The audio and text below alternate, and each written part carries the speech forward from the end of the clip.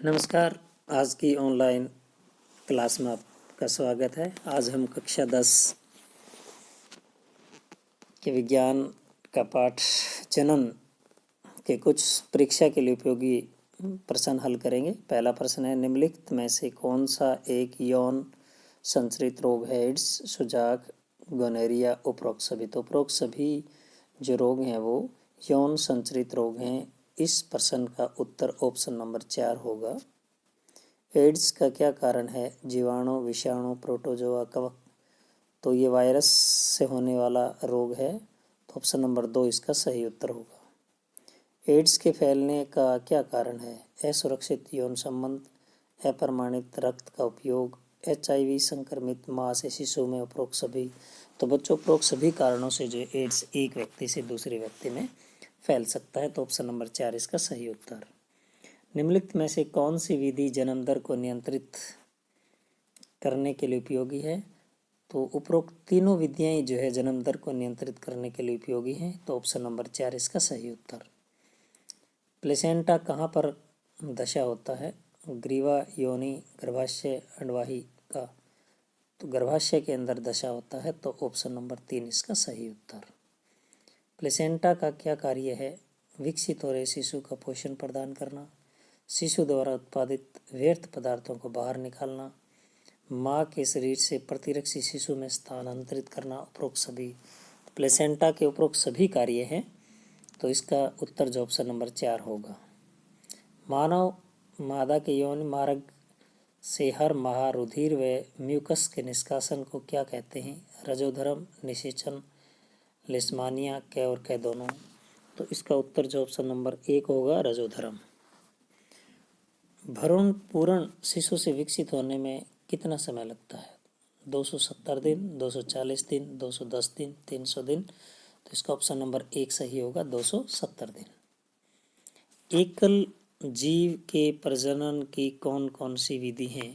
विखंडन और खंडन, पुनर्जनन, मुकुलन, उपरोक्त सभी। तो एकल जीव यानी एक कोश के जीव के प्रजनन की उपरोक्त सभी विधियां हैं, तो इस प्रश्न का जो उत्तर ऑप्शन नंबर 4 होगा। विभिन्नताएं किसका आधार होती हैं? जाति, उद्भव, जैव विकास, समष्टि का। उपरोक्त सभी। तो उपरोक्त सभी विभिन्नताओं का आधार होती हैं, तो ऑप्शन नंबर 4 इसका सही उत्तर। प्लेज्मोडियम में अलैंगिक जनन की कौन सी विधि होती है? द्विखंडन, खंडन, बहुखंडन, मुकुलन। तो बहुखंडन विधि जो है प्लेज्मोडियम में होती है, तो ऑप्शन नंबर 3 इसका सही उत्तर। निम्नलिखित में से कौन सा जीव द्विखंडन द्वारा जनन करता है? अमीबा, पैरामीशियम, लिस्मानिया, उपरोक्त सभी। तो उपरोक्त तीनों ही जीव जो है वो द्विखंडन द्वारा जनन करते हैं, तो ऑप्शन नंबर 4 इसका सही उत्तर। जनन की आधारभूत घटना क्या है? DNA प्रतिकृति, RNA प्रतिकृति, AMP प्रतिकृति, ATP प्रतिकृति। तो इसका ऑप्शन नंबर 1 सही होगा, DNA प्रतिकृति। कौन सा अणु है जो जीव संरचना या डिजाइन का ब्लूप्रिंट रखता है? DNA, RNA, protein, carbohydrate. तो इसका ऑप्शन नंबर 1 सही होगा, DNA। दो कोशिकाएं जो समसूत्रों विभाजन के परिणाम स्वरूप बनती हैं, वे कैसी होती हैं? असमान, एक जैसी, कुछ समान, कुछ असमान, इनमें से कोई नहीं। तो एक जैसी यानी ऑप्शन नंबर 2 इसका सही उत्तर। एक कोशिका विभाजित होकर कितनी कोशिकाएं बनाती हैं? 4, 2, 6, 8। तो 2 कोशिका बनाती है, तो ऑप्शन नंबर 2 इसका सही उत्तर। मुकुलन किस जीव में देखी जा सकती है? ब्रायोफिल्म, अमीबा, ईस्ट और लस्मेनिया। तो ईस्ट में जो है वो मुकुलन देखी जाती है। खमीर भी कहते हैं इसे हिंदी में, तो ऑप्शन नंबर 3 इसका सही उत्तर। कोशिकाओं के विभाजन से जीव पर एक उभार विकसित हो जाता है जो वृद्धि करता है और अलग होकर स्वतंत्र जीव बन जाता है। इस जनन विधि को क्या कहते हैं? तो इसे बच्चों मुकुलन विधि कहते हैं, तो ऑप्शन नंबर 2 इसका सही उत्तर। कायक प्रवर्धन द्वारा कौन जनन करता है? गन्ना, गुलाब, अंगूर, उपरोक्त सभी। तो उपरोक्त सभी जो पौधे हैं वो कायक प्रवर्धन द्वारा जनन करते हैं, ऑप्शन नंबर 4 इसका सही उत्तर। किस अलैंगिक जनन विधि से पौधे का पूरा शरीर पौधे के किसी भाग जैसे जड़, तना या पत्ते से विकसित होता है। पुनर्जनन, मुकुलन, कायक प्रवर्धन, खंडन। तो इसका जो ऑप्शन नंबर 3 सही होगा, कायक प्रवर्धन। जनन की किस विधि में जीव टुकड़ों में टूट जाता है और ये टुकड़े वृद्धि कर नए जीव में विकसित हो जाते हैं? तो पुनरुद्भवन या पुनर्जनन, मुकुलन, खंडन और कायक प्रवर्धन। तो पुनर्जनन इसका सही उत्तर होगा ऑप्शन नंबर 1। स्पाइरोगाइरा में जनन की कौन सी विधि है? द्विखंडन, मुकुलन, खंडन, पुनर्जनन। तो खंडन विधि होती है स्पाइरोगाइरा में, तो ऑप्शन नंबर 3 इसका सही उत्तर। हाइड्रा पुनर्जन की क्षमता वाली कोशिकाओं का उपयोग किसके लिए करता है? खंडन, द्विखंडन, मुकुलन, कायक प्रवर्धन। तो मुकुलन, तो ऑप्शन नंबर 3 इसका सही उत्तर। हाइड्रा और प्लिनेरिया में जनन की कौन सी विधि होती है? पुनर्जनन। तो ऑप्शन नंबर 3 इसका सही उत्तर। कौन सी जनन कोशिका बड़ी होती है और उसमें भोजन का पर्याप्त भंडार भी होता है? नर युग्मक, मादा युग्मक, कै और ख दोनों, इनमें से कोई नहीं। तो नर युग्मक जो है वो कोशिका होती है, ऑप्शन नंबर 1 इसका सही उत्तर। युग्मनज कैसे होते हैं? अगुणित, द्विगुणित, त्रिगुणित और चतुर्थ गुणित। तो ऑप्शन नंबर 3 इसका सही उत्तर होगा।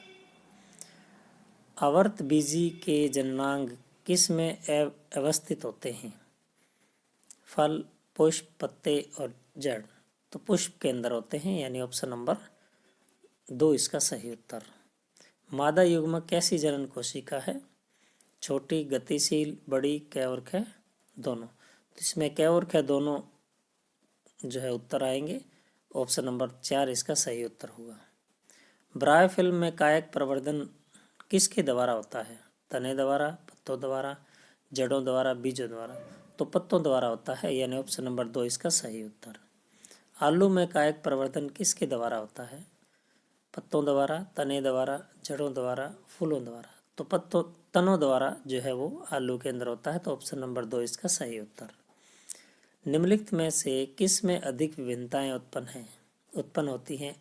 लैंगिक जनन द्वारा, कायक प्रवर्धन द्वारा, लैंगिक जनन द्वारा, कै और ख दोनों। तो बच्चों लैंगिक जनन द्वारा जो है वो अधिक विभिन्नताएं उत्पन्न होती हैं, तो ऑप्शन नंबर 3 इसका सही उत्तर होगा। साइनोप्स में अलैंगिक जनन कौन सी विधि से होता है?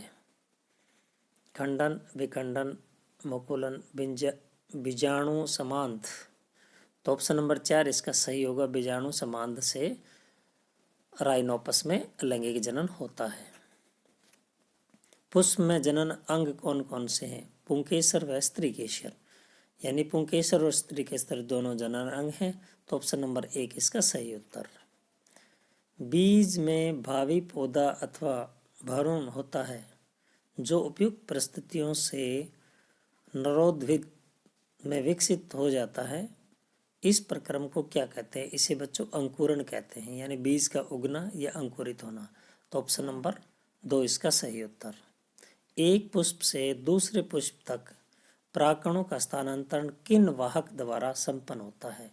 वायु, जल, प्राणी, उपरोक्त सभी। तो उपरोक्त सभी द्वारा जो है वो परागकणों का स्थानांतरण होता है, ऑप्शन नंबर 4 इसका सही उत्तर। मानव मादा में यौनारंभ में क्या परिवर्तन होते हैं?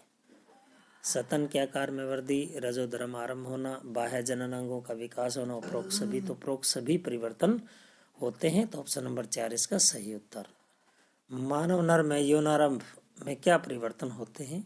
शेषन का आकार बढ़ना, आवाज़ मोटी होना, दाढ़ी मूछ निकलना, उपरोक्त सभी। तो उपरोक्त सभी जो है वो परिवर्तन मानव नर में होते हैं यौनारंभ में, तो ऑप्शन नंबर 4 इसका सही उत्तर। पुष्प का मादा जननांग कौन से भाग में होता है? कौन से भागों से बना होता है? अंडाशय,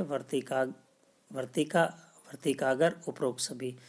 तो स्त्री केसर जो है वो उपरोक्त सभी भागों से बना होता है, तो ऑप्शन नंबर 4 इसका सही उत्तर।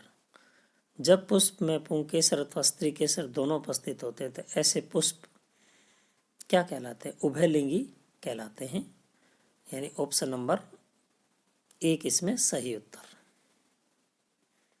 परागकणों का स्थानांतरण एक ही पुष्प के पुंकेसर से दूसरे पुष्प के वर्तिकाग्र तक होना क्या कहलाता है? इसे पर परागण कहते हैं, यानी ऑप्शन नंबर 2 इसका सही उत्तर। परागकणों का स्थानांतरण एक ही पुष्प के पुंकेसर से वर्तिकाग्र तक पहुंचना क्या कहलाता है? तो बच्चों से स्वपरागण कहते हैं, यानी ऑप्शन नंबर 1 इसका सही उत्तर। अंडाशय में अंड के मोचन की क्रिया क्या कहलाती है? अंडोत्सर्जन, निषेचन, सेचन, उपरोक्त सभी। तो अंडोत्सर्ग कहलाती है, ऑप्शन नंबर 1 इसका सही उत्तर। मानव मादा में अंड का निषेचन कहाँ होता है? अंडाशय में, अंडवाहिनी में, गर्भाशय में, योनि में। तो ऑप्शन नंबर 2 इसका सही उत्तर, अंडवाहिनी में। कौन सा हार्मोन गर्भ को बनाए रखने में सहायक है? Progesterone, LH, FSH, oestrogen. तो प्रोगेस्ट्रॉन जो है वो गर्भ को बनाए रखने में सहायक है, तो ऑप्शन नंबर 1 इसका सही उत्तर। कार्प्स लियोटियम द्वारा कौन सा हार्मोन स्रावित होता है? Oestrogen, progesterone, LH, FSH। तो प्रोगेस्ट्रॉन जो है हार्मोन स्रावित होता है, तो ऑप्शन नंबर 2 इसका सही उत्तर। मानव नर में प्राथमिक जननांग कौन सा है? वृषण, सीसन, गदूद, शुक्रवाहिनी। तो इसमें वृषण आएगा, ऑप्शन नंबर 1 इसका सही उत्तर। मानव नर में शुक्राणु कहाँ पर बनते हैं? सीसन, प्रोस्टेट ग्रंथि, वृषण, शुक्रवाहिनी। तो इसका ऑप्शन नंबर 3 वृषण जो है वो सही होगा। मानव मादा में प्राथमिक जनन अंग कौन सा है? गर्भाशय, योनि, अंडाशय, अंडवाहिनी। तो ऑप्शन नंबर 4 इसका सही उत्तर होगा। नरलिंग हार्मोन कौन सा होता है? LH, FSH, testosterone, oestrogen. तो ऑप्शन नंबर 3 इसका सही उत्तर होगा। मुझे आशा है कि ये प्रश्न आप सभी को समझ में आ गए। सभी बच्चे इन प्रश्नों को अच्छी प्रकार से सुने, अपनी कॉपी पे नोट करें, क्योंकि परीक्षा के लिए बहुत ही उपयोगी हैं। धन्यवाद।